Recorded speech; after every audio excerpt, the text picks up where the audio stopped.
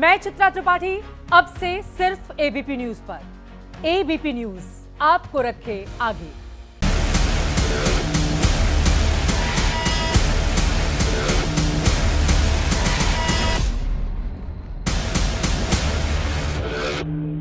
बड़ी खबर आ रही है। बाबा सिद्दीकी हत्याकांड के 2 आरोपियों की पेशी। एक आरोपी को 21 अक्टूबर तक पुलिस हिरासत में भेजा गया। दूसरे आरोपी का मेडिकल टेस्ट कराने का आदेश। आरोपी खुद को नाबालिग बता रहा है। पुलिस के मुताबिक उम्र 21 साल है दूसरे आरोपी की, लेकिन दूसरा आरोपी खुद को नाबालिग बता रहा है। एक आरोपी को 21 अक्टूबर तक पुलिस हिरासत और दूसरे आरोपी का मेडिकल टेस्ट कराने के आदेश कोर्ट ने दिए हैं। ये इस वक्त की बड़ी खबर सामने आ रही है। कृष्णा ठाकुर हमारे साथ इस खबर पर और ज्यादा जानकारी देने के लिए हमारे साथ जुड़ चुके हैं। कृष्णा, एक आरोपी को 21 अक्टूबर तक पुलिस हिरासत और दूसरे का मेडिकल टेस्ट कराने का आदेश दिया गया है। पुलिस का क्या कहना है, अब इसमें जांच कैसे आगे बढ़ेगी? देखिए विशाल, बिल्कुल मैं इस वक्त मौजूद हूँ किला कोर्ट के ठीक बाहर। अब से कुछ ही देर पहले पुलिस दोनों आरोपियों को अब बाहर लेके निकली है। कोर्ट में क्या कुछ हुआ, कोर्ट में जब पेश किया गया था आरोपियों को, तो एक आरोपी जो कि धर्मराज कश्यप है, उसने ये क्लेम किया था कि वो नाबालिग है और उसने अपनी उम्र 17 साल बताई थी। उसके बाद पुलिस ने ये कहा कि शुरुआती जाँच में पता चला कि इसकी उम्र जो है वो 19 साल है, लेकिन जब पुलिस की तरफ से बाद में ये भी कहा गया कोर्ट के सामने कि जो आधार कार्ड उसके तरफ से दिया गया है उस पर जब डेट का मिलान किया गया और जब कैलकुलेशन किया गया तो उस आधार कार्ड के हिसाब से उसकी उम्र 21 साल बताई जा रही है। इसको लेकर कोर्ट ने अब यह आदेश दिया है कि ऑसिफिकेशन टेस्ट किया जाएगा धर्मराज कश्यप का, जिसके बाद ही अब इस मामले में आगे की सुनवाई होगी। वहीं दूसरी तरफ जो गुरमेल सिंह है, उसको कोर्ट की तरफ से ये कहा गया है कि 21 अक्टूबर तक पुलिस कस्टडी में भेजा गया है, लेकिन जो दूसरा आरोपी है धर्मराज कश्यप, वो लगातार इस बात का क्लेम कर रहा था कि वो नाबालिग है। अब उसको लेकर कोर्ट की तरफ से ये कहा गया है कि टेस्ट कराया जाए। हालांकि पुलिस ने लगातार कोर्ट में ये कहा कि अक्सर ये देखा गया है कि जब भी कभी आरोपी इस तरीके के अगर गंभीर आरोप को अंजाम देते हैं, वारदात को अंजाम देते हैं, तो अक्सर इनके पास से जो है फर्जी आधार कार्ड जो है वो कई तरीके के पाए जाते हैं। आप नजर बनाए रखिएगा, हम आगे भी आप पर इससे ज्यादा जानकारी लेते रहेंगे। लेकिन यहां पर देखिए कि पुलिस फिलहाल पूरे मामले की जांच कर रही है और आज की बहस इस पर है कि एक नेता को जान से मारने की आखिर क्या वजह हो सकती है। जो हर किसी को दोस्त बना लेता था, उसका दुश्मन कौन था?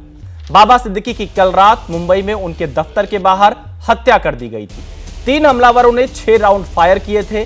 बाबा सिद्दीकी को 3 गोलियां लगी थी। अस्पताल ले जाते वक्त उनकी मौत हो गई थी। 2 हमलावरों को कल रात ही गिरफ्तार कर लिया गया था। एक फरार है।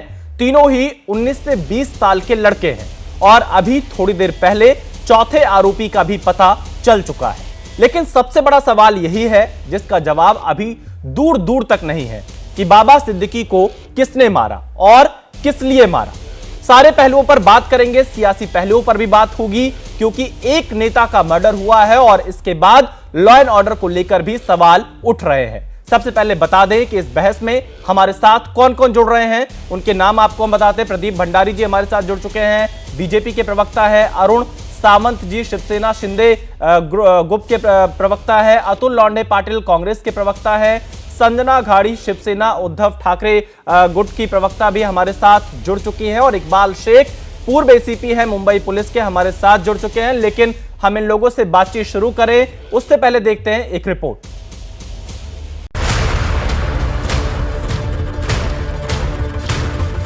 पुलिस ने 2 संदिग्ध लोगों को गिरफ्तार किया है, ताबे में लिया है और इस घटना की आगे की जांच क्राइम ब्रांच मुंबई कर रही है। मैंने देखा तो उससे पता चला कि उनको इस हत्या के पहले कुछ चंद दिन उनको धमकियां दी गई थी। मैं तो ओपनली बोला लॉ एंड ऑर्डर वहाँ पर ठीक नहीं है, मुझे जान को खतरा है। बोलने के बावजूद भी अगर पुलिस उसका रक्षण नहीं करता है तो ये बहुत बड़ा लैप्स है एडमिनिस्ट्रेशन की तरफ से। इसमें 2 आरोपी अरेस्ट है और एक आरोपी फरार है। उसको जल्दी पकड़ा जाएगा। तीनों के ऊपर कड़ी कार्रवाई हो जाएगी। हत्या का विशेष कारण कुछ भी, लेकिन हत्या हो गई है तो आपका फेलियर है, मुख्यमंत्री का फेलियर। पुलिस का इस्तेमाल जिस तरह से होता है तो ये उसका नतीजा है। जल्द से जल्द पता चलेगा कि एग्जैक्ट ये सब करने का कारण क्या है, ये सब सुपारी दी, किसने ये सब दिया। तो ये पुलिस क्या कर रही, सरकार का क्या, प्रशासन का ये फेलियर नहीं है? मतलब लोगों के दिलो दिमाग से डर निकल गया ना, तो सरकार का टोटल फेलियर है।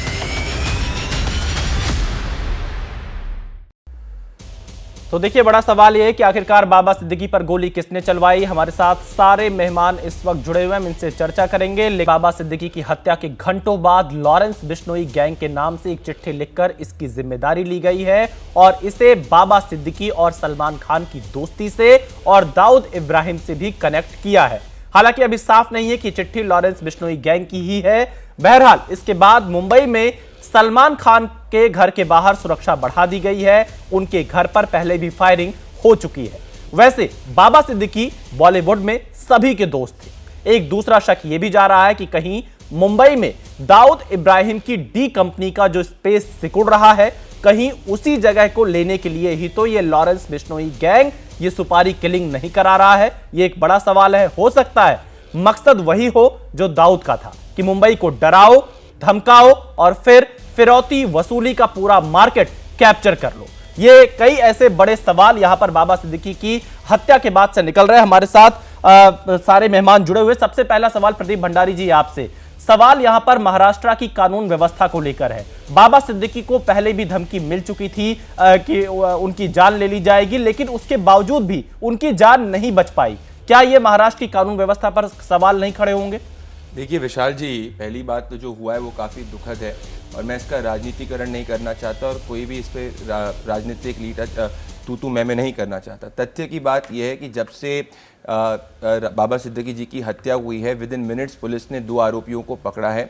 अभी चौथा आरोपी जो है, जिसका नाम भी सामने आया है, जिसका नाम है मोहम्मद अख्तर, और इसको भी पुलिस ने पकड़ा है और पुलिस ने 15 टीमें बनाई गई हैं। चीफ मिनिस्टर खुद इसको मॉनिटर कर रहे हैं, डेप्यूटी चीफ मिनिस्टर खुद इसको मॉनिटर कर रहे हैं। अजीत दादा पाटिल ने भी कहा है इस पे पॉलिटिसाइजेशन नहीं करना चाहिए।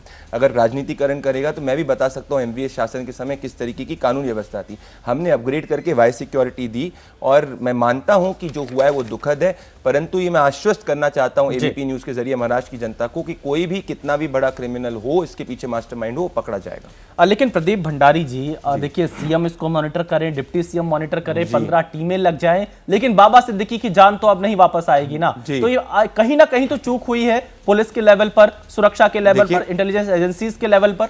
विशाल जी, आप काफ़ी सीनियर पत्रकार हैं और आप काफ़ी बारीकियों से इन केसेस को देखते हैं। अभी हमें ये नहीं पता है कि इसके पीछे का मोटिव क्या है और किसकी तरफ से चूक हुई है। अभी पुलिस एक आधिकारिक प्रेस कॉन्फ्रेंस करने वाली है जिसमें ये सामने आएगा कि लैप्स कहाँ हुआ है और उस लैप्स को करेक्ट किया जाएगा। परंतु सरकार का इंटेंट यही है कि कोई भी कितना भी बड़ा क्रिमिनल हो, क्योंकि मल्टी स्टेट ऑपरेशन है, ये कोई एक स्टेट तक सीमित नहीं है, कहीं उत्तर प्रदेश है, कहीं दूसरे स्टेट में, तो हम इसको नैप करेंगे, इसमें आप आश्वस्त हो जाइए। चलिए, हमारे साथ अतुल लौंडे पाटिल जी भी जुड़े हुए, कांग्रेस के प्रवक्ता अतुल लौंडे जी। बीजेपी कह रही है कि जो भी इसके आरोपी हैं उनको जल्द पकड़ा जाएगा, कई राज्यों में इसका नेटवर्क फैला हो सकता है और इसका राजनीतिकरण नहीं करना चाहिए। नहीं, बराबर है, कुछ भी हुआ तो राजनीतिकरण करने का अधिकार तो बीजेपी को ही है, देवेंद्र फडणवीस को ही है, नरेंद्र मोदी जी को ही है और अमित शाह को ही है, बाकी किसी को अधिकार थोड़ी है। इस देश में सवाल पूछने का अधिकार बचा कहां है? आप सवाल पूछो, गुनाह दाखिल हो जाते हैं, आप सच्चाई उठाओ, गुनाह दाखिल हो जाते हैं। ऐसे कैसे राजनीतिकरण नहीं होगा? देवेंद्र फडणवीस नागपुर से आते हैं, मेरे शहर से आते हैं, गृह मंत्री है ना। मैं पिछले 6 महीने का रिकॉर्ड बताता हूं जी। बलात्कार 213, 6 महीने की बात कर रहा हूं मैं। विनय भंग 320, पोक्सो 172, हाफ मर्डर 134, डकैती 138, मर्डर 61। 6 महीने में 6,839 गुना दाखिल हुए। ये आरटीआई की इंफॉर्मेशन है, ये कहीं बाहर की इंफॉर्मेशन नहीं है। किस तरह से पोस्टर्स पे इनके शहर के नामचीन गुंडों के तस्वीरें इनके विधायकों के साथ, इनके नेताओं के साथ लगती है। नागपुर में आके अतुल जी, हम वापस आएंगे आपके पास और भी मेहमान है, लेकिन इस वक्त मुंबई पुलिस इस पूरे मामले को बहुत ही बड़ा साहस दिखाते हुए, इमीडिएटली एक्शन लेते हुए 2 एक्यूज को स्पॉट पे ही पकड़ने में सफलता उनको मिली है और इस ऑफेंस का भी इन्वेस्टिगेशन क्राइम ब्रांच की तरफ से हर एक एंगल से किया जा रहा है। सर, बरामद क्या हुआ है? आरोपी के पास से बरामद क्या हुआ है? ये कहा जा रहा है कि 2 पिस्टल बरामद हुई है और दोनों की उम्र को लेकर भी, एक आरोपी की उम्र को लेकर भी सवाल कोर्ट में खड़े हुए, क्या मामला है? एक्यूज के पास से 2 पिस्टल और 28 राउंड्स हमने बरामद किए हैं और एक्यूज की कस्टडी जो है 21 तारीख तक हमें मिली है।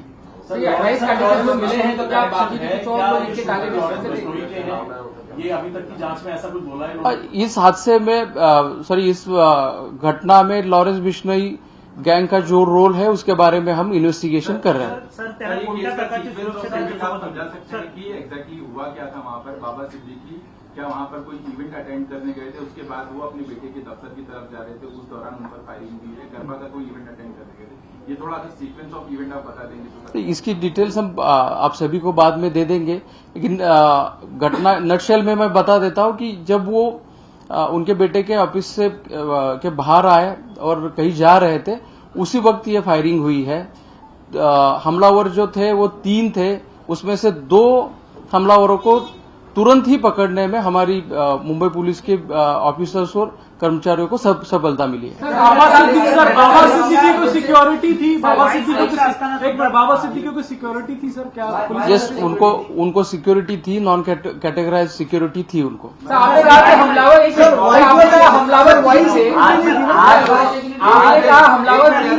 एक बोलिए प्लीज। सर आपने कहा कि उसका जो प्रोटेक्शन होता वो था उनको, या वाई प्लस कैटेगरी की सिक्योरिटी बताया जा रहा है? जैसे कि मैंने कहा, उनको कैटेगराइज प्रोटेक्शन नहीं था, लेकिन 3 लोग उनके प्रोटेक्शन के लिए दिए गए थे। सर आपने कहा प्लस सुरक्षा होती की नव्हती, नेमकी कुठली सुरक्षा? कॅटेगराइज सुरक्षा नव्हती, जसं आता मी क्लिअर केलं तसंच कॅटेगराइज सुरक्षा नव्हती, परंतु आमचे 3 कर्मचारी त्यांच्या सुरक्षेकरता तैनात होते। नलावड़े साहब आपने कहा कि सर प्लीज ये सवाल इम्पोर्टेंट ले लीजिए। तो देखिए, मुंबई पुलिस ने यहां पर प्रेस कॉन्फ्रेंस कर बताया कि 2 आरोपियों को गिरफ्तार किया गया है, बाकियों को पकड़ने की कोशिश जारी है। कैटेगराइज सुरक्षा नहीं थी यहां पर बाबा सिद्दीकी के पास। 3 सुरक्षाकर्मी बाबा सिद्दीकी के सुरक्षा में लगे हुए थे। लॉरेंस बिश्नोई के रोल के बारे में भी जांच कर रही है पुलिस। ये बड़ा बयान है मुंबई पुलिस का इस वक्त। आप देखिए, बाबा सिद्दीकी की हत्या के बाद से लगातार एक सोशल मीडिया पोस्ट वायरल हो रहा था, जिसकी पुष्टि एबीपी न्यूज नहीं करता है, और उस पोस्ट में यह दावा किया गया था कि लॉरेंस बिश्नोई गैंग ने इस हत्या की जिम्मेदारी ली है। और अब पुलिस का बयान आया है कि लॉरेंस बिश्नोई के रोल के बारे में भी पुलिस जांच कर रही है। तो हमारे साथ मेहमान लगातार जुड़े हुए हैं, हम एक बार फिर से अपने मेहमानों का रुख करते हैं। अरुण सावंत शिवसेना शिंदे ग्रुप के नेता हैं। अतुल जी, मैं मेरा मुद्दा जी अतुल जी आप बात पूरी करिए, आप अतुल जी बात पूरी करिए जी। तो देखिए, ये गणपत पाटिल नाम के इनके विधायक, उन्होंने पुलिस स्टेशन में जाकर गोली चलाई। विधायक शिंदे जी के, उनके बाजू के कॉन्स्टिट्यूंसी के घोसालकर को उसके घर में घुस के मार दिया गया। उसके साथ वीडियो पोस्ट हुई और उसके बाद उसको मार दिया गया। बदलापुर से लेकर पुणे से लेकर नासिक, अकोला, नागपुर, छोटी छोटी बच्चियां भी यहाँ सिक्योर्ड नहीं है, सुरक्षित नहीं है। और अभी हमारे मित्र प्रदीप जी बता रहे थे कि उनको सिक्योरिटी अपग्रेड की थी, वाई स्टेटस का सिक्योरिटी दी थी। मुझे पता है, क्योंकि बाबा सिद्दीकी जी से मेरे भी व्यक्तिगत संबंध थे, बेटे जैसा मानते थे मुझे वो, तो मुझे पता है उनको सिक्योरिटी नहीं थी। 15 दिन पहले उन्होंने इस बात का जिक्र किया था कि उनके ऊपर हमला हो सकता है, लेकिन सिक्योरिटी अपग्रेड नहीं की गई थी। ये तथ्य जो सामने आया है। महाराष्ट्र में आज छोटे बच्चों से लेकर तो कोई राजनेता तक कोई सुरक्षित नहीं है, ये वास्तविकता है। मैं जवाब ले लेता हूँ, अतुल जी, मैं जवाब, प्रदीप भंडारी जी आप जवाब दीजिए कि महाराष्ट्र में कोई सुरक्षित नहीं है, ये आरोप आपके ऊपर कांग्रेस पार्टी लगा रही है। देखिए, मैं पहले इसका राजनीतिकरण नहीं करना चाह रहा था, परंतु ये एबीपी न्यूज की रिपोर्ट है, जब एमवीए की सरकार थी 100 करोड़ के वसूली गेट में इनके गृह मंत्री 1 साल के अंदर जेल में रह चुके हैं। बड़े इंडस्ट्रियलिस्ट के बाहर में इनके पुलिसकर्मी बॉम्ब प्लांट किया करते थे।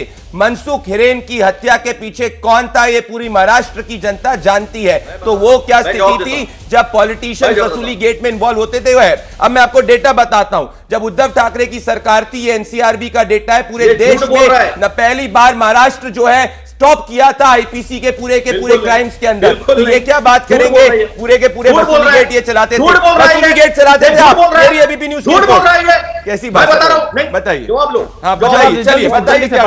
हाँ बोलिए, हाँ बोलिए। देखिए, झूठ बोलना तो बीजेपी के खून में, रग रग में बसा हुआ है।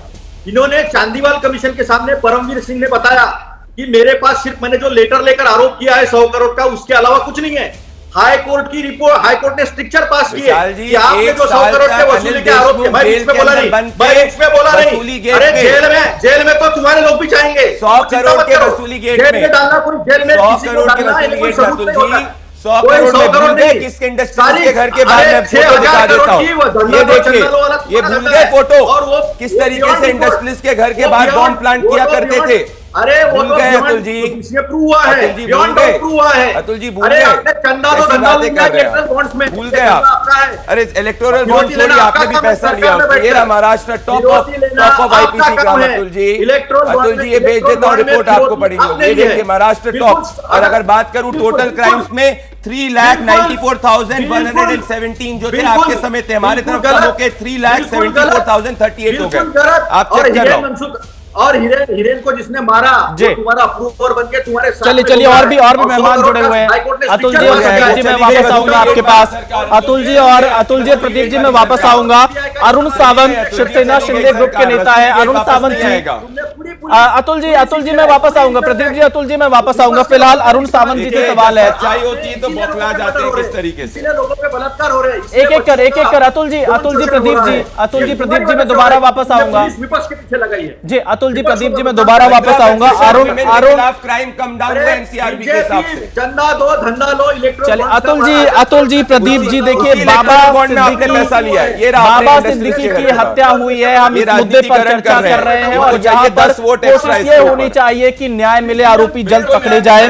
अरुण सावंत शिवसेना शिंदे ग्रुप के नेता जुड़े हुए। अरुण सावंत जी, आपके मुख्यमंत्री का बयान मैंने सुना, आखिरकार पुलिस क्या कर रही है, क्यों नहीं सुरक्षा मुहैया करा पाई बाबा सिद्दीकी को, और कैसे लॉरेंस बिश्नोई का नाम यहां तक सामने आ रहा है? लॉरेंस बिश्नोई का क्या कनेक्शन है, क्या जानकारी है आपके पास?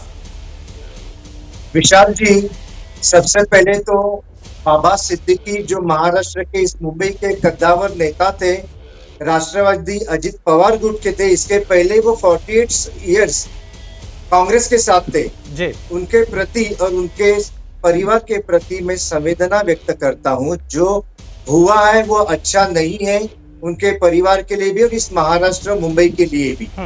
आज आपके इस चैनल के ऊपर कांग्रेस के नेता अतुल लोटे जी यहाँ पर ये घड़ी ऐसी दुखी है, उस घड़ी में भी वो राजनीतिक की रोटियां सेकने की कोशिश कर रही। देखो, ऐसे आपराधिक मामले तो पूरे देश भर में, देश के कई राज्यों में घटते रहते हैं, लेकिन आज हमारे मुंबई में ये जो घटना घटी है, इसका अभी कोई खुलासा हुआ नहीं। पुलिस, क्राइम ब्रांच, गृह मंत्रालय और राज्य सरकार अरुण सावंत जी, ये घटना घट कैसे गई? आखिरकार मुंबई में डर का माहौल कौन पैदा करना चाह रहा है?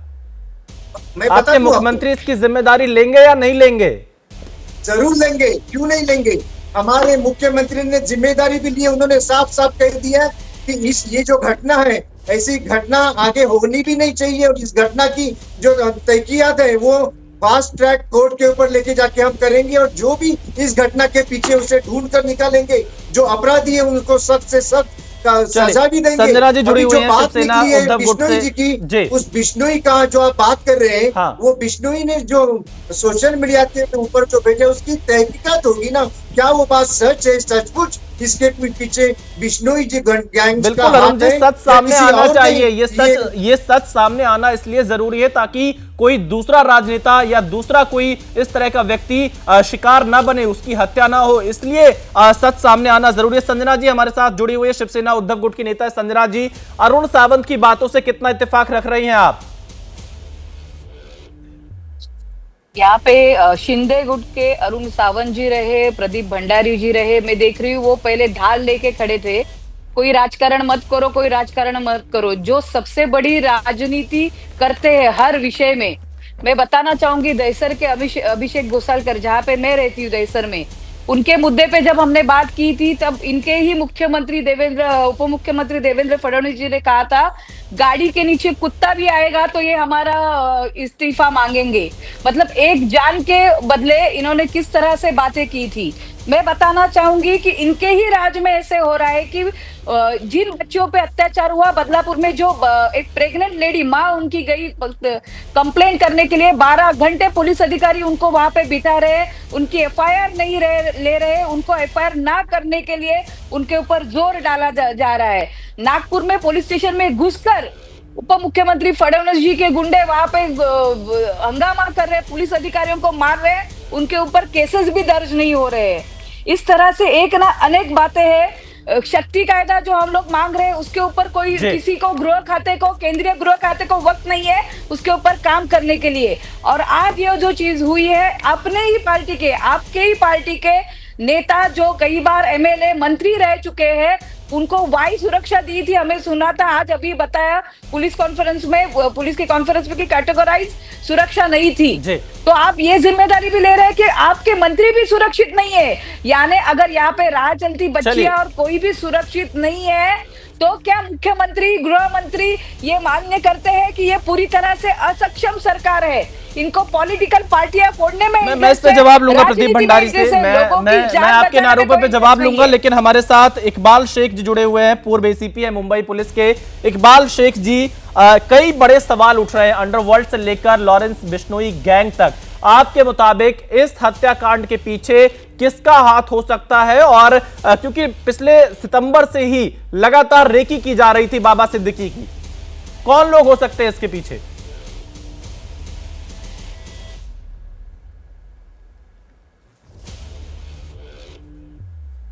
देखिए, एज एन एक पुलिस ऑफिसर, प्रोफेशनल के हिसाब से मेरा पॉइंट ऑफ व्यू मैं दे रहा हूँ।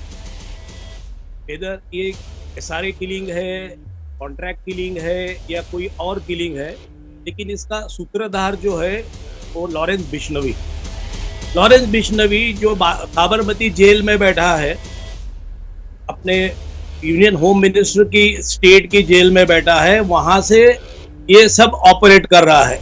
ये बड़ी अफसोस की बात है। इसका जो भी सूत्रधार है लॉरेंस बिश्नोई है, और जो 3 बंदे जिन्होंने ये काम शूट किया बाबा सिद्दीकी जी को कल रात में, ये तीनों जो है कत्तर जेल हरियाणा में इकट्ठे।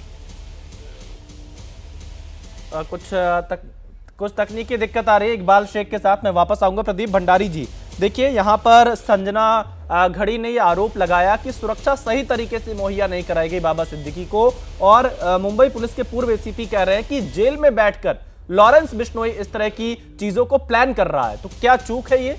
देखिए विशाल जी, पहले लॉरेंस बिश्नोई वाला एंगल जब तक पुलिस ने इस पर स्पष्टीकरण नहीं दिया है, कंक्लूजन नहीं दिया है, तो वो मैटर ऑफ स्पेकुलेशन है, जिस पे मैं कोई जस्टिफिकेशन नहीं देना चाहूँगा। जैसे कि पुलिस की प्रेस कॉन्फ्रेंस अभी हमने देखी, मैं आपके शो पे एक झूठ एक्सपोज करना चाहता हूँ जो अतुल लॉन्डे जी ने किया। अतुल लॉन्डे जी कह रहे हैं कि भारतीय जनता पार्टी के नेता इन्वॉल्व थे वसूली गेट के पीछे। ये रही 5 सितंबर 2024 में चार कांग्रेस नेताओं को, 4 लोगों को सीबीआई ने बुक कराए, अनिल देशमुख को पर्टिकुलरली एक केस में, जब वो झूठे भारतीय जनता पार्टी के नेताओं का नाम ले रहे थे। अनिल देशमुख 100 करोड़ का वसूली गेट चलाते थे और अतुल लॉन्डे ने झूठ बोला कि इसमें बीजेपी इन्वॉल्व है। इनको देश की जनता से माफी मांगनी चाहिए। मुझे दुख की बात है कि आज जो है यहाँ पे सिर्फ और सिर्फ ये राजनीतिक 10 वोट एक्स्ट्रा मिल जाए, 15 वोट एक्स्ट्रा मिल जाए, ये देखने का प्रयास कर रहे हैं। दूसरी बात मैं कहना चाहता हूं, मैं वापस से कहूंगा, अगर उनके परिवार को लगता है कि सिक्योरिटी कम है, हम उसकी जांच करेंगे। अभी जितने भी स्टेटमेंट्स इसके पूरे के पूरे शो पे पॉलिटिकल स्टेटमेंट्स, और बात करें वुमेन रिलेटेड क्राइम में 15% जो है उसमें कन्विक्शन बढ़ा है। हम कांग्रेस पार्टी जैसे नहीं है विशाल जी,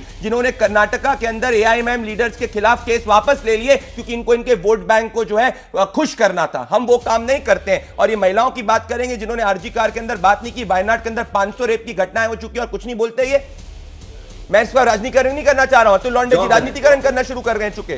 जी अतुल जी जवाब दीजिए। अतुल जी, देखिए मैं हाईकोर्ट का स्ट्रिक्चर जो है और जो फाइंडिंग है चांदीवाल कमीशन की और जो परमवीर सिंह का बयान है वो मैं सब आपको भेजूंगा। कल माफी प्रदीप भंडारी को मांगनी पड़ेगी। झूठ बोलना इनकी आदत है, हमारी आदत नहीं है, फितरत इनकी है। और प्रज्वल रेवन्ना के पीछे जिस देश का प्रधानमंत्री, जिस पार्टी का प्रधानमंत्री खड़ा रहता हो, आपकी सरकार ने प्रज्वल रेवन्ना को जाने दिया, मैं बीच में बोला नहीं। अतुल जी देखिए, हम लोग बीच में नहीं बोलने का। अतुल जी, बाबा सिद्दीकी की हत्या हुई है, अगर हम लोग इस मुद्दे के आसपास ही रहे तो बेहतर। मैं ओरिजिनल डॉक्यूमेंट भेजूंगा। मैं व्हाट्सएप विश्वविद्यालय से पढ़ा हुआ नहीं हूँ। अरे आप पढ़ोगे व्हाट्सएप विश्वविद्यालय से, मैं एबीपी न्यूज कोट कर रहा हूँ, इंडियन एक्सप्रेस कोट कर रहा हूँ, पढ़ा नहीं होगा तो नहीं पढ़ो। बीच में मत बोलिए। मैं हाईकोर्ट की ओरिजिनल ऑर्डर आपके पास भेजूंगा। मैं चांदीवाल कमीशन में जो लेटर परमवीर सिंह ने दिया है वो भी भेजूंगा। मैं ओरिजिनल ओपन चैलेंज कर रहा हूँ।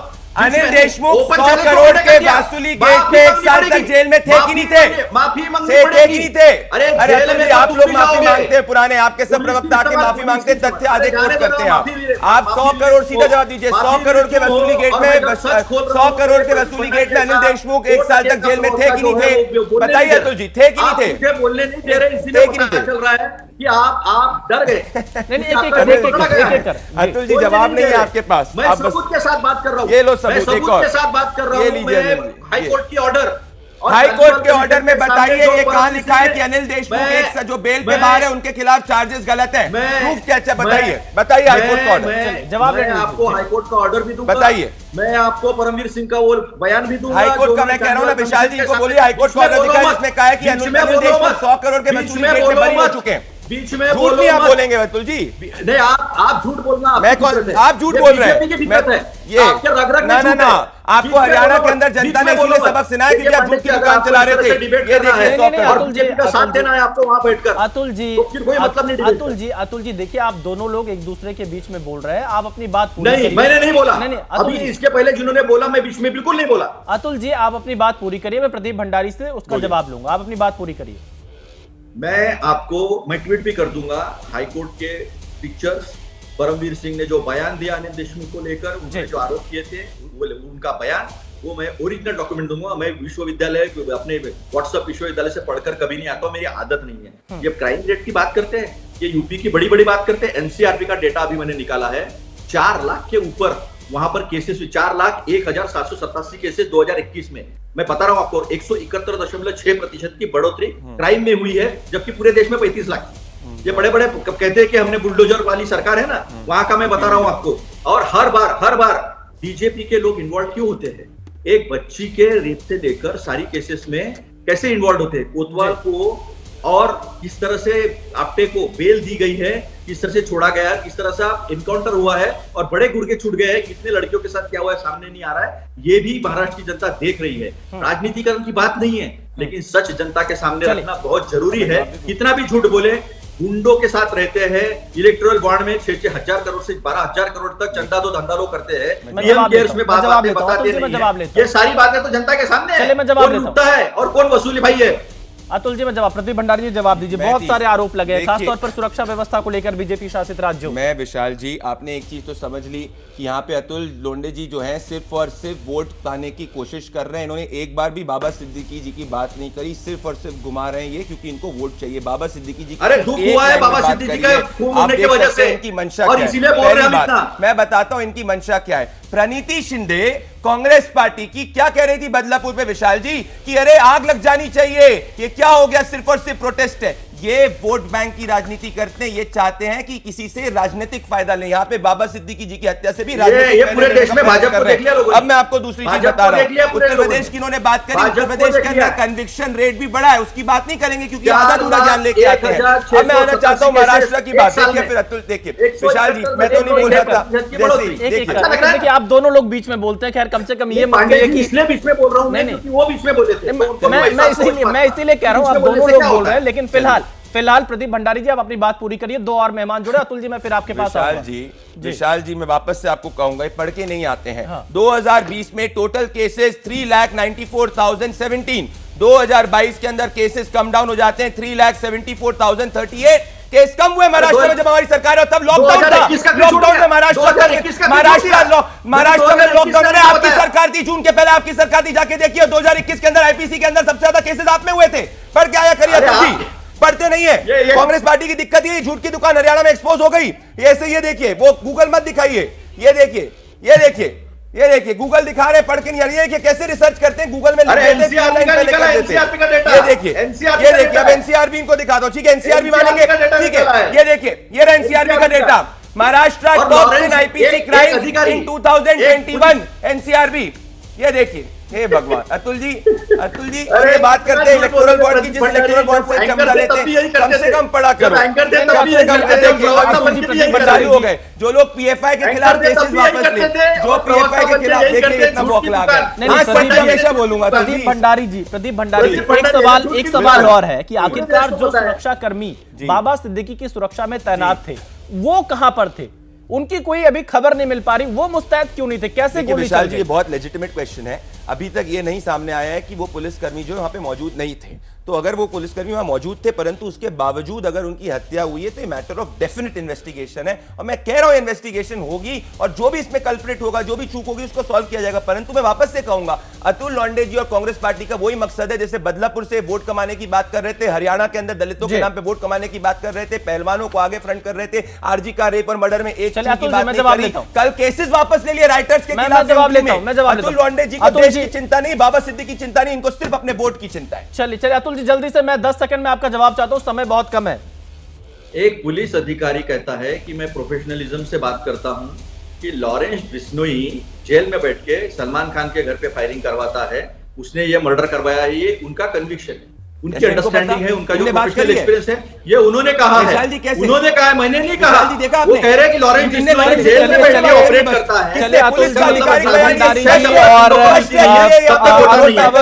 संजना घड़ी जी, हमारे पास फिलहाल वक्त इतना ही है। आप सभी हमारे साथ जुड़े, बहुत शुक्रिया। और बाबा सिद्दीकी के हत्याकांड की जांच जरूर होनी चाहिए और असल मास्टरमाइंड कौन है इसका सच जरूर सामने आना चाहिए। फिलहाल इस डिबेट में इतना ही। आप बने रहिए एबीपी न्यूज के साथ।